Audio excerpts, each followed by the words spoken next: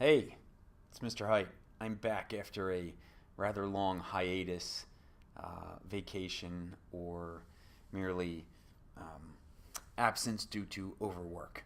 Let's call it that. Okay, call a spade a spade. So, I'm here because last month was National Poetry Month.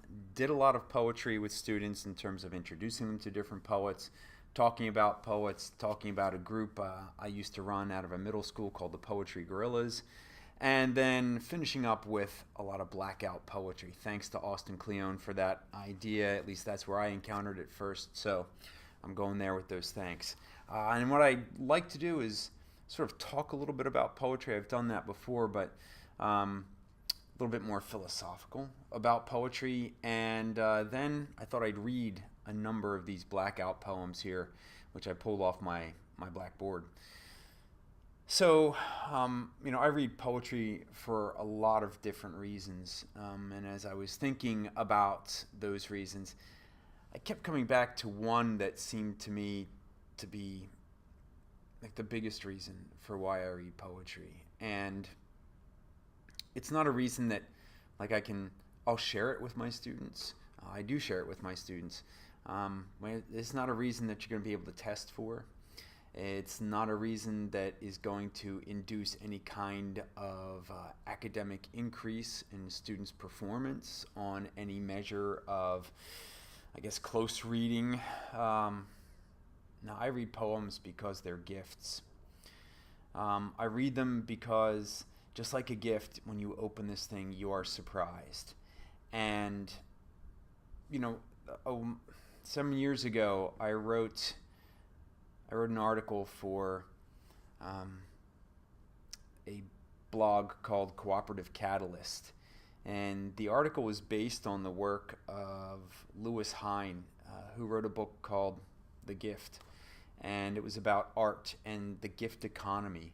And I encountered the book when I went to Bard College for a weekend conference, a weekend workshop. And I was really moved by the concept that in a capitalist economy, everything is exchange. Like, I give you X and you receive Y. So there's an exchange economy there. But a gift economy is entirely different.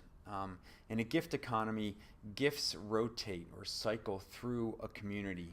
And there is no expectation that what one gives to another must be received, or that it must even be, or there's no expectation that it has to be reciprocated. The gift is given, it is passed on.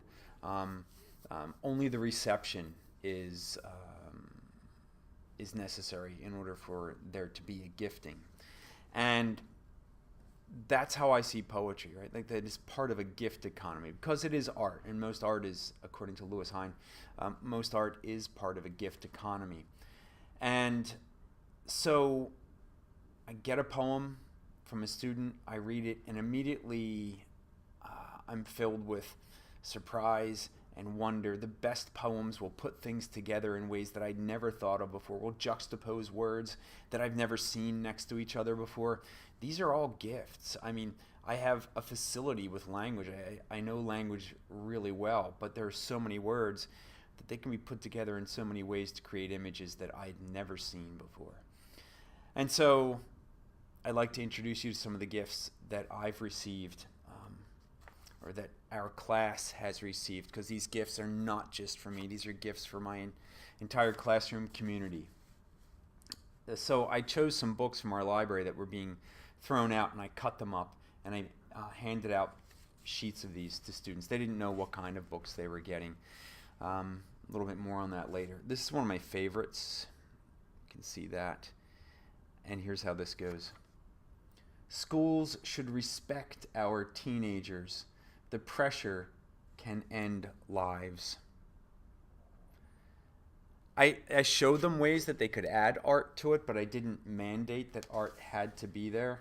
But a lot of them did add art. This is very Peter Panish. This one says, a wanderer, perhaps learning to overcome the lands he has left forever, or bear to turn back and sweep his hopes and dreams into the unknown. This one's great because it comes from a book about Ben Franklin. And this one goes, light the clouds strike the earth. They are electrified negatively, positively. Time could spare, making new those already made, more amused than angry. A prince, up a little cloud from the west, eclipses all his brightness. A machine, a century, the 20th century.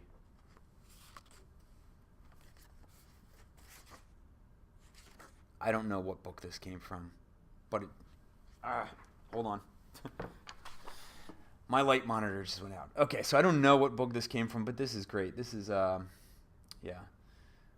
Free to roam through sky and space, nothing to regret, nothing to fear. Science is absurd. Enemies do not exist. The future, I find purpose. So here's one that doesn't use art in any way. We'll just call it Chapter 2. The sky, the bushes, the skeletons holding hands unopened. He was suffering, problem, solution, problem, solution. Each time he went blank. Night all over again. His ailment peculiar and isolated. Another year. Problem endless. Seas and tricky questions he knew. Two more. Here's one called Time After Time. Year to year waiting, hoping against hope. My heart driven back upon regret and innocence. And this one. Let me remind you, a man is a generation. A day is a revolution. So, I mean, the great thing about these gifts is that, a great thing about Blackout poetry is like they're found poems, right? Like the words are limited by what's on the page. They are further limited by the topic of the book.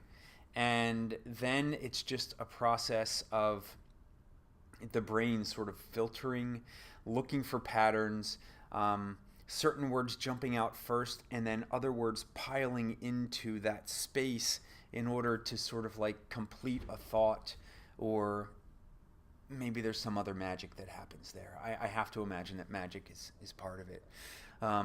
Whatever it is, it's a gift. I appreciate it.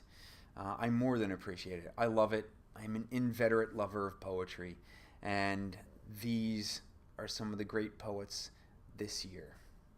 We'll talk later.